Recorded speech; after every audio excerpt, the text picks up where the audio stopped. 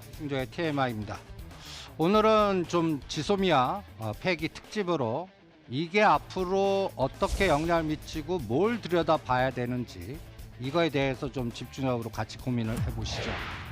뭐 일각에서는 뭐 1900에서 뭐 1800도 간다, 뭐 불확실성 증폭됐다, 큰일 났다 하는데 이게 진짜 큰일 나려면 저는 3년짜리 국고채를 보겠습니다. 이제 그리고 환율 이 두 가지만 딱 보시기 바랍니다. 그리고 한번 제가 준비한 거 하나둘씩 체크해 가면서 점검해 보죠. 여러분들 이제 뭐 지소미아 내용은 뭐 하도 들었으니까 그 부분은 설명을 안 하겠습니다. 이런 현상이 나올 때 여러분들은 그 게임 이론이라는 그 이론적인 그리고 내시 균형 좀 어려운 얘기인데 이 게임 이론적 사고로 우리가 생각하는 것보다 실제는 치고받고 하면서 전혀 다른 세상으로 갈 수도 있다는 사고를 갖고 앞으로 진행하는 과정, 동태적인 추적이 더 중요하다라고 보겠습니다. 여러분들 보시면 이런 내용이 나옵니다. 미국의 반응은 바로 실망스럽다. 그리고 뚱딴지 같이 제가 이거를 왜 갖다 놓냐면 애플 이윤 조작, 중국 트럼프 관세 해결. 근데 저는 이 트럼프 대통령이 이것 때문에 또 지소미아 폐기 후 삼성전자 또 규제하면 어떡하지? 그럼 우리나라 시가상위 종목들인데 공포에 공포를 줄 수 있는 재료인데 저는 오히려 이 트럼프 대통령의 그 속마음 갖다 예를 들어서 삼성전자 왜 빨리 투자 안 하니? 라고 반응을 하겠습니다. 그 다음에 이런 뉴스가 나옵니다. 1900 붕괴 가능성. 이렇게 되려면요. 환율이 이번에 쌍봉친 1220원을 양봉으로 치고 나가고요.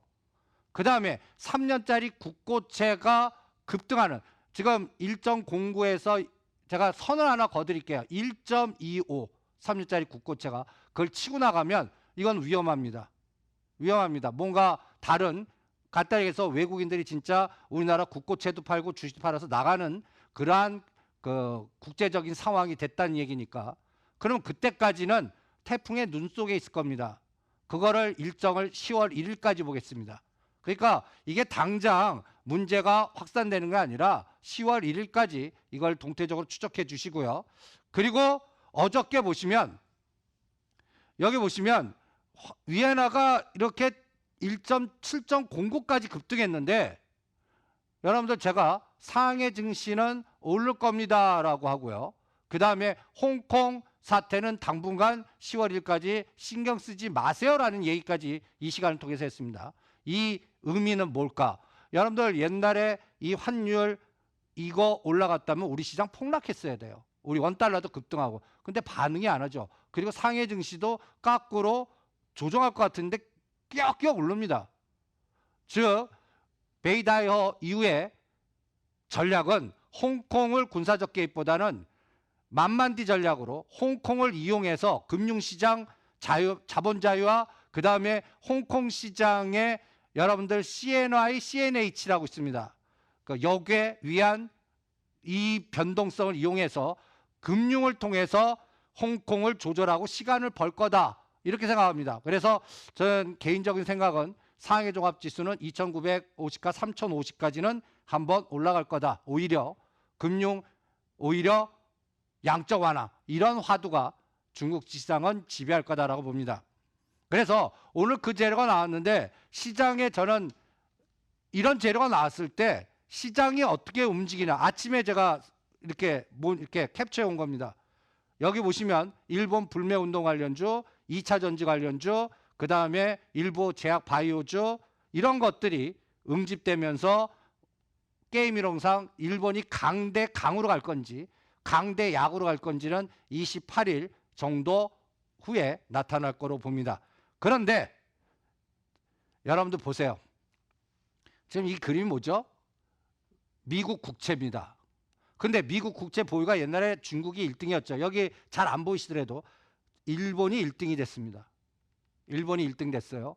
그리고 이 장단기 금리의 역전차 요것도 한 달간은 머릿속에 지우세요. 리세션이 뭐 암만 공포 주더라도 이제 한번 공포에 두들겨 맞아서 8월 15일 날 미국 시장 800포인트 급락한 걸로 한번 맞았고 잦은 에너지의 이 역전 현상 나와도 오히려 다른 세상으로 끌고 가는 로직인가라고 저는 판단을 하겠습니다. 그리고 이제 저는 이 잭슨홀 문제는 시장에 좀 녹아났다고 봅니다. 그래서 솔직히 이 잭슨홀은 여러분들 금리 동결만 하지 않는 한, 자, 잭슨홀 미팅 후에 그 이유는 저는 이미 시장을 알고 있다고 봐요. 어떤 시나리오냐면 0.25bp 했는데 미국 시장이 그동안 1000포인트 이상 올랐거든요. 그러니까 그 이후에 코멘트에 따라 실망 눌림목 아니면 그냥 쏘쏘. 왜냐하면 옆에 이 다우 지수를 보시면 26,500 그리고 이 하단 26,500, 25,500 이거를 뚫는 에너지는 0.5bp 하는 환경이 나와야 됩니다. 그건 아직까지 좀 기대를 안 하고 있고요. 그냥 0.25bp 해주고 또 10월이나 12월 사이에 한 번 더 할게만 뉘앙스만 줘도 눌림목 주고 다시 갈 거다라고 봅니다. 그러니까 오히려 이 세상만 안 나오면 돼요. 금리 동결. 그러면 한번 이 파란색 같이 충격을 한번 받고 갈 겁니다. 그러니까 근데 이 금리 동결은 9월 18일 날 확인됩니다. 그러니까 아직도 머니까 진행하는 과정을 한번 보자고요. 그 다음에 오히려 그 이후에는 이걸 더 보십시오. G7. 이 G7에서 러시아를 껴주는 G8로 확대되는지, 그 다음에 여기서 이제 트럼프 대통령과 아베 총리가 만날 거 아닙니까? 이 이후에 간단히 얘기해서 환율 그리고 나오는 데이터들, 이게 더 중요할 거라고 봅니다. 지금 인도 태평양 전략에서 우리나라가 지소미아가 폐기되면서 이 부분에서 아주 애매한 상황이 됐습니다. 근데 지금 정부에서는 한미 동맹으로 굳건하니까 걱정하지 마라. 근데 여기서 노이즈가 나오면 문제가 되죠. 그러니까 여기에 결정 트럼프 대통령이 주한미군 분담금이라든지 추후 북한 카드 어떻게 쓰는지 이게 앞으로 향방을 결정할 것 같습니다. 그래서 이 지소미아 폐기 이후에 데이터를 보시면 김정은 만세 부를 것, 뭐 조국 사태는 덮으려고 이거 했다 등등 여러 가지 단어 내용들과 그 다음에 환영할 줄 알았던 북한에서 단어는 폼페이오한테 욕하고 아직까지 만날 생각 없는 뜻이 단어들이 막 나오고 있습니다. 그러니까 이런 것들이 지금 현재 북방주에 눌림목을 주고 있는 겁니다. 현대 엘리베이터 한 단계 올라놓고 눌림목, 안 할 때 올라올 때 눌림목, 없는 분들은 눌림목 때 사 주시기 바랍니다. 요 눌림목 주고 N자로 나올 거다. 왜? 트럼프 대통령이 이 카드를 버리지 않을 거다라고 10월에서 11월 그리고 이번 지소미아 폐기가 9월 말과 10월 달에 시진핑 중국 주석이 한국 방문 가능성 확률을 높였습니다. 이거를 잘 보세요. 그러니까 호텔 신라라든지 중국에서 우리나라 쪽에 어떤 카드를 줄 건지 이 부분도 그러니까 이제 역발상으로 대한항공 박살나 있죠. 오히려 역발상 전략에 중국이 줄 수 있는 여러 가지의 과정에서 플러스 알파가 나오는 것을 오히려 사보는 그런 전략도 제시해 드립니다. 그리고 또 지소미아가 저는 이 야당의 정계 개편 속도를 확산시킬 것 같습니다. 그러니까 우리가 지소미아만 보는데 우리 내부적으로는 안랩, 다른 또 디지털조선 이런 정계 개편주들 총선과 대선주를 공략하자. 오히려 이런 시나리오 전략을 제시해 드리겠습니다. 이 그림이 2014년도 야당발 재편 시나리오입니다. 5년 전이에요. 이거와 비슷한 상황이 이제 나올 거로 보고 있고 이제 야권에서 어떠한 대선 주자들의 명단 안철수 전 대표가 9월 추석 때 들어온다고 그러죠. 유승민, 황교안, 안철수, 그 다음에 홍정욱 그리고 이 에너지들이 앞으로 어떠한 이합집산과 어떤 에너지를 할까 그 관련주들의 에너지는 벌써 오늘 보면 안랩이 치고 나가죠. 이번에는 7만 원을 돌파하나 보겠고 디지털조선 한번 주고 눌림목이죠. 전번 고점을 치고 나가나 한번 보겠습니다.